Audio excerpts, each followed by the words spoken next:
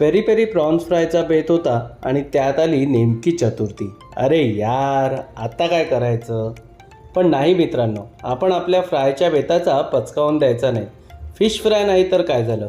आज बनवूया बाहेरून कुरकुरीत आणि आतून मऊ वांग्याचे खमंग काप.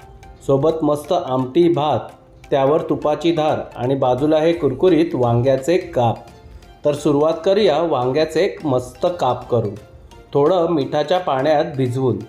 आणि मग तयार करूया त्यासाठी लागणारा अगदी झणझणीत मसाला. आलं लसूण मिरची पेस्ट, हळद, तिखट, धने जिरे पूड, कांदा लसूण मसाला, मीठ आणि थोडासा लिंबाचा रस. सगळं एकत्र करून घट्ट पेस्ट करून घेऊया, म्हणजे चवीची 100% गॅरंटी. आता हे मसालेदार प्रेम वांग्याच्या कापांवरती दोन्ही बाजूनी लावूया आणि थोडा वेळ त्यांना मुरू देऊया. तोपर्यंत तयार करूया रेसिपीसाठी लागणारा ट्विस्ट.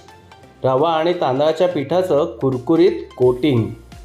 एका प्लेटमध्ये 1 चमचा तांदळाचं पीठ, 4 ते 5 चमचे रवा, थोडंसं मीठ घालून छान मिक्स करून घेऊया. आणि मॅरिनेट केलेल्या कापांना त्यामध्ये दोन्ही बाजूनी लोळवून घेऊया. जसं नाही का लहान मुलं चिखलात लोळतात, अगदी तसं. आणि मग तव्यावर गरम तेलात टाकताच येणारा तो चुर्र आवाज.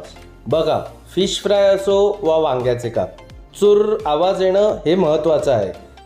अहो, नुसता आवाज ऐकत बसू नका, त्या कापाला पलटा. नाहीतर एका बाजूने स्मोकी आणि दुसऱ्या बाजूने सॉफ्ट असे 2 वेगळे वर्जन असलेले काप खावे लागतील.